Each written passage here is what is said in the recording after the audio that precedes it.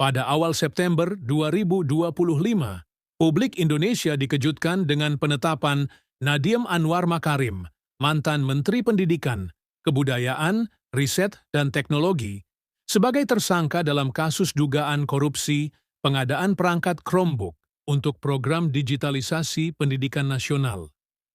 Penetapan ini dilakukan oleh Kejaksaan Agung Republik Indonesia setelah serangkaian penyelidikan yang telah berlangsung selama beberapa bulan.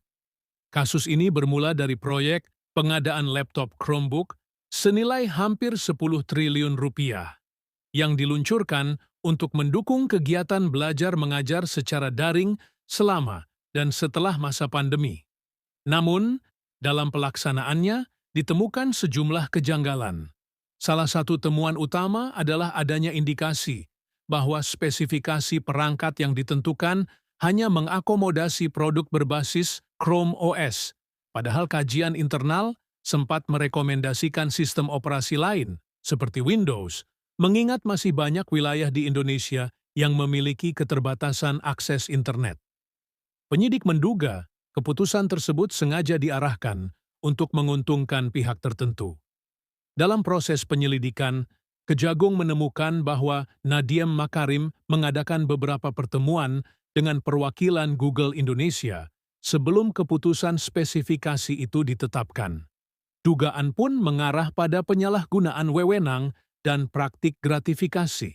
Sebelum resmi ditetapkan sebagai tersangka pada 4 September 2025, Nadiem telah diperiksa beberapa kali sebagai saksi. Ia juga telah dicekal ke luar negeri sejak Juni 2025 untuk memudahkan proses penyidikan. Setelah status tersangka diumumkan, Kejagung langsung menahan Nadiem selama 20 hari ke depan sebagai bagian dari prosedur hukum. Kasus ini bukan hanya mencoreng nama mantan pendiri Gojek itu, tapi juga mencatatkan Nadiem sebagai Menteri ke-9 dalam Kabinet Presiden Joko Widodo yang terjerat kasus korupsi. Selain itu, Komisi Pemberantasan Korupsi, KPK, juga tengah menyelidiki proyek pengadaan layanan Google Cloud, yang disebut-sebut masih terkait erat dengan digitalisasi pendidikan di masa kepemimpinan Nadiem. Dengan nilai kerugian negara yang diperkirakan mencapai hampir 2 triliun rupiah, kasus ini menjadi salah satu skandal korupsi terbesar dalam sektor pendidikan Indonesia.